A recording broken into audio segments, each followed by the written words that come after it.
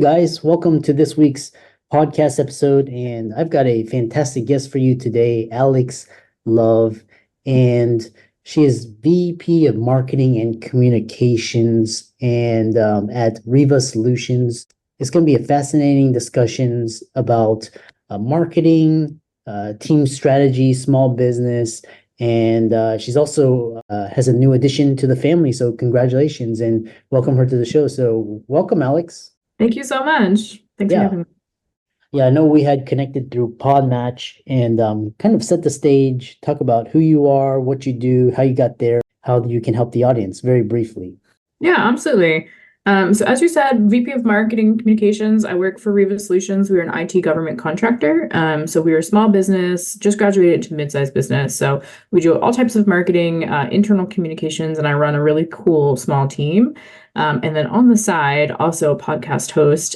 So I launched my podcast with my co-host while he had just welcomed his first daughter and I was pregnant with mine because, we had nothing else to do with our time. So figured why not also add on a podcast. So our podcast is called Mastering the Art of Failing. And we talk with really cool people all about, how you can take successes and failures in life and learn from it and pivot and putting just a better spin on sort of the concept of failure because we know life's not linear, right? We have different phases, different parts of success. And so it's been really cool to have some of those conversations. Yeah, I love that. And so, kind of starting it off, and we'll talk about talking about, from failure to mastery on your road to success, and kind of talk about lessons you learned on the road to success and navigating marketing leadership in this digital age. Yeah.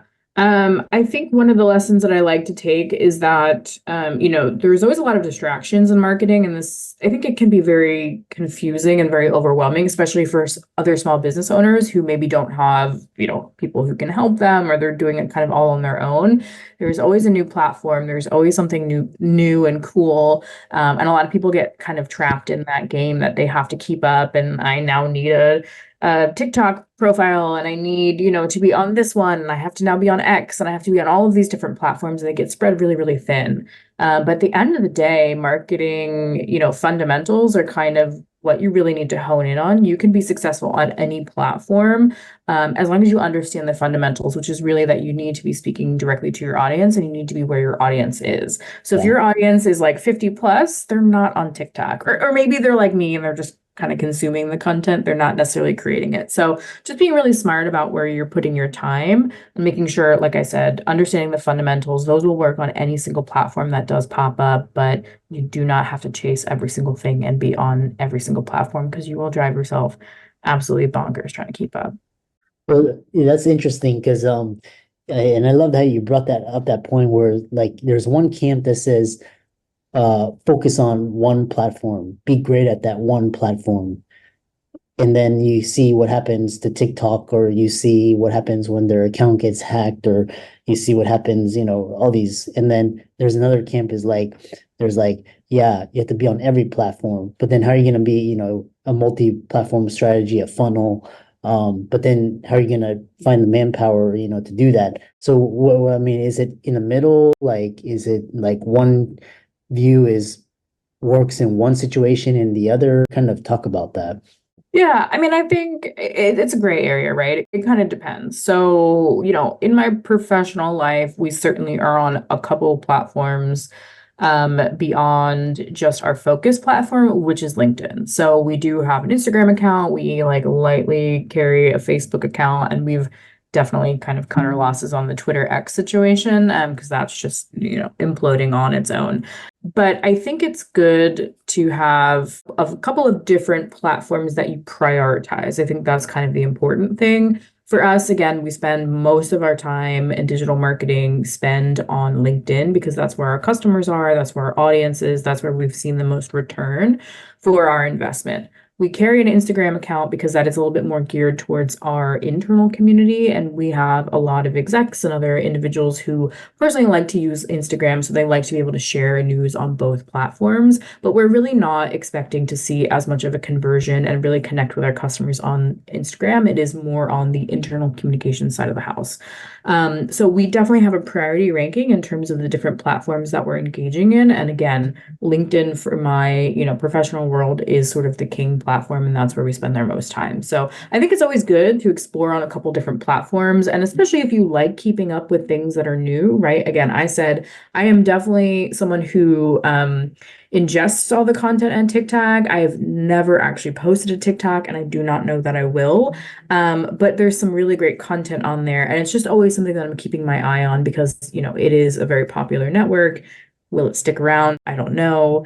But I think being able to, when you're putting your strategy together, figure out this is our priority target because our audience is here. We're getting a lot of, traction here, and then kind of scaling from there and only taking on the amount of platforms that you truly can invest in, because nothing really looks worse than a platform that you've stood up and then it just sits there and it's crickets, right?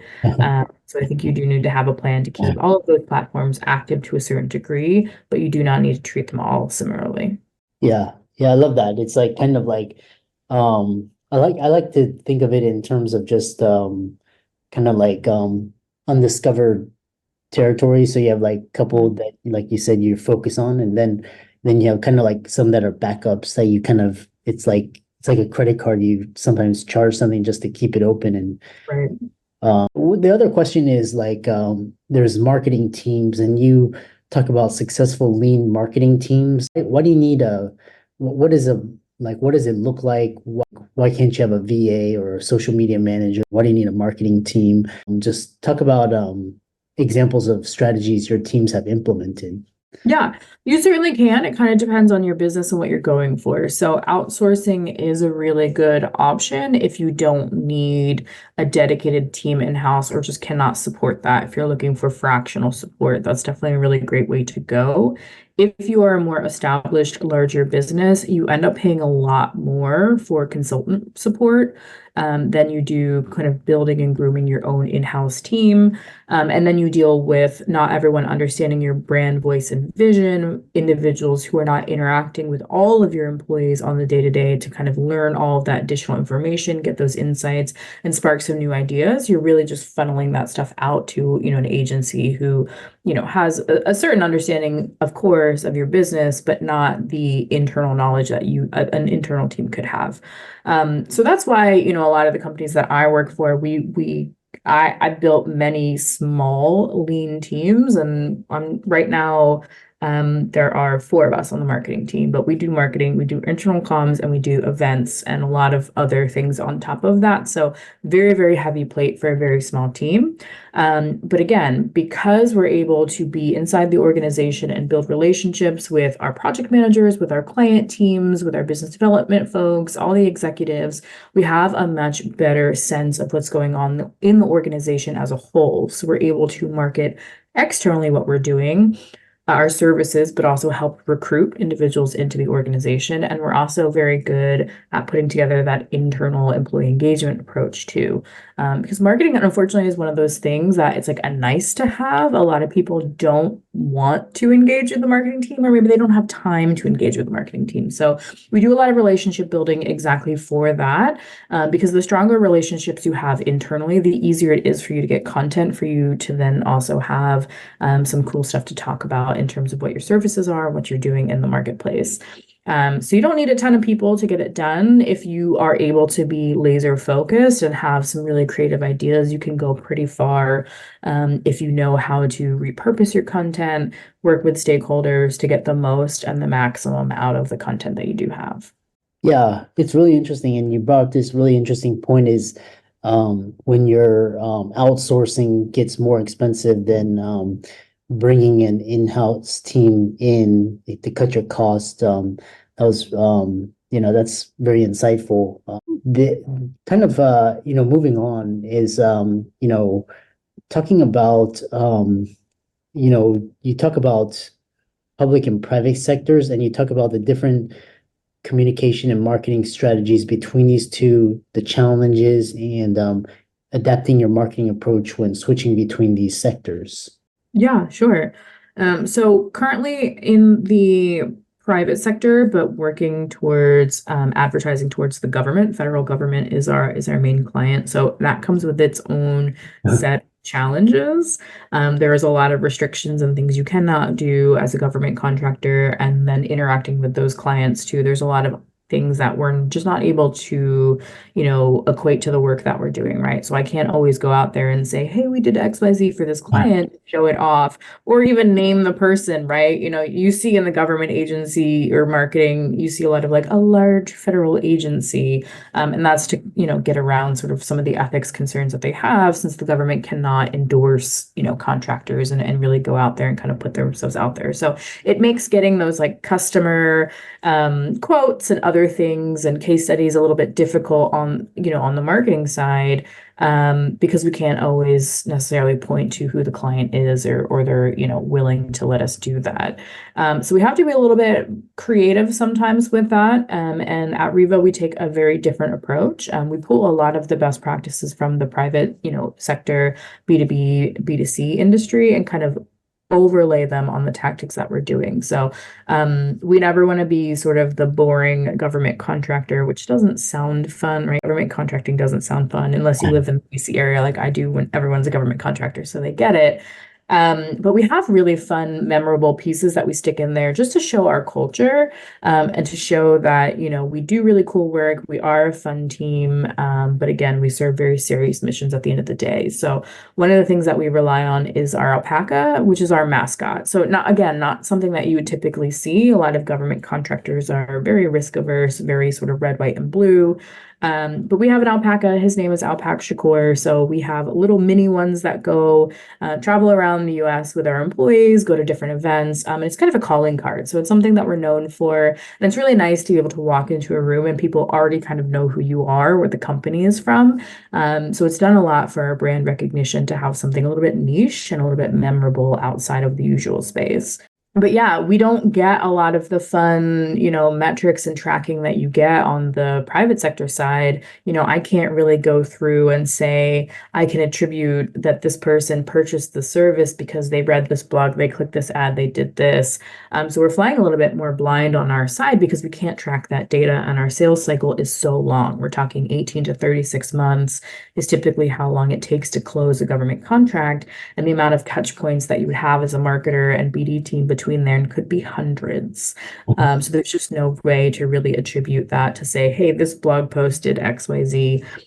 So we rely on sort of a mix of quantitative and qualitative data, and our business development team going out there and telling us things are doing well, meeting people at industry events, and just really sort of mixing traditional and digital marketing to make sure that we're hitting our audience and people know who we are. So much more on the brand awareness side of things, than you get to be on the private sector, where you're able to do, more direct consumer marketing, more targeted marketing, sort of the traditional funnel to take people through ad.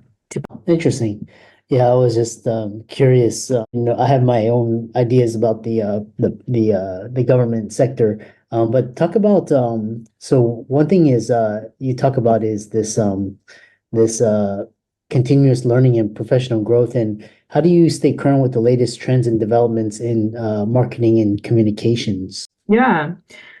So again, because I'm in the government side right now, we're a couple of years behind, so we can typically take the best practices, that maybe the private sector has kind of mastered, and sort of layer on what is applicable in our space. But there's not a lot of government marketing sort of groups or advocacy groups and associations. So I spend a lot of time, networking and at events that are geared more toward the private sector, and with my colleagues who, work in product marketing or work in services marketing on that side of the house. Because there's a ton, like I said, there's a ton of new stuff happening on that side, that we will eventually get on our side. But it's fun to be able to stay in the know with that stuff, so that some of that we may be able to leverage, like AI, for instance, right? Everyone's sort of getting into that game at this point. So where are the appropriate places for us to leverage that, to make sure that we're staying trendy, and pulling, best practices, from more faster industries than government contracting. Yeah, and then obviously one's journey is you've got highs and lows, and just talk about how your perspective on failure has evolved over the years. your advice to listeners who are currently facing setbacks or transition. And I'm just curious. Yeah. So I'm definitely like a type A kind of go-getter driven kind of individual. And so taking on the concept of failure in the podcast felt really important to me because it's definitely something in my life that I tend to try to shy away from or like, kind of compartmentalize. Like it happens to everybody, but I definitely didn't want to address it in certain parts of my life, which has become harder to do the older you get and the more of these pivot points and failures you kind of have. And so when my co-host kind of approached me with the idea, and we had been former business partners together, and so he had moved out of the area. Our business was probably the most successful and the biggest failure that I will say I had in my life, right? We had these big grand plans and we had a really good run. But as when we built this business at like 24, we really had no business doing sort of the things that we were doing in the places that we were. And so we've learned a lot since then, since like the 10, 12, however long it's been since we sort of parted ways. But we had a very interesting conversation about how, had we been starting that business where we were now today, we probably would be a lot more successful. And because back then we were just, kids trying to figure it out, but we had a really good fun time. And so it felt important for us to be able to talk to different entrepreneurs and people in different agencies about sort of that inflection point in their life where you set out with this grand plan and you're like, I know I'm going to do this. I'm going to be super successful. This is my plan. And then you get there and either one, you hate it, two, it doesn't work out, something happens in your environment that's out of your control. And how people are able to take that, successfully pivot, reframe their life, and then sort of start over or sort of find a new goal or a new path. And so it's happened to me a couple times in my life, right? I'm previously divorced, remarried. At 30, I really didn't think I was down that path of like, this is not the life that I want. So, I was able to put my long-term happiness in the priority seat over sort of temporary discomfort and say, I can't imagine continuing to do this for the rest of my life. I'd really like to have a family, but this is not it, right? This is not the solution. And so being able to sort of walk away, put myself forward, and now looking back 5 years later, there's not a single thing about my life that is the same. My job's different. I live somewhere else, I'm married to someone else. I'm a mom now. But yeah, I look back, it's amazing to sort of see when you put yourself first and you're able to say, hey, I made some wrong decisions, but that doesn't make you a bad person. It's just that my perspective has changed and something else is different in my life. So it's been really cool to look back at that and have those conversations with other people who've had similar moments in their life, but be able to look back and say, life's not linear. There's ebbs and flows to everything that we do. And if anyone's out there thinking that the posts that people put on Instagram are like the real life, right? That's completely curated and filtered. That's not reality. People are not posting the worst parts of their life. They're posting the best parts of their life. So I think it's very important for people to realize that that's okay. And as long as you are able to take those lessons and move forward, you'll be fine.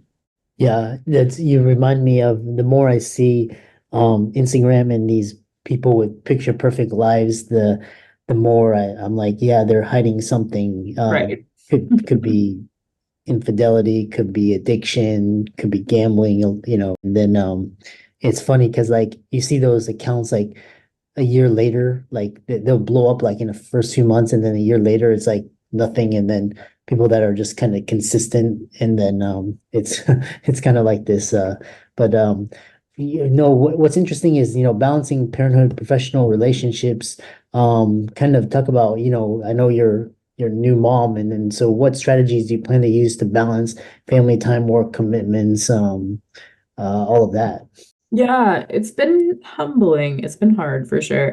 My daughter is actually like could wake up at any moment, so that's always the fun part of like certain parts of the day. So she is home with me 2 days a week, which has been challenging but a lot of fun. So she's 5 months old, and she's at a really fun period where it's like she's starting to interact with things, and she's been really, really like curious about a lot of things. So I made the decision to keep her home 2 days a week, so that I could experience a lot of that. But that comes with a lot of balance, and so.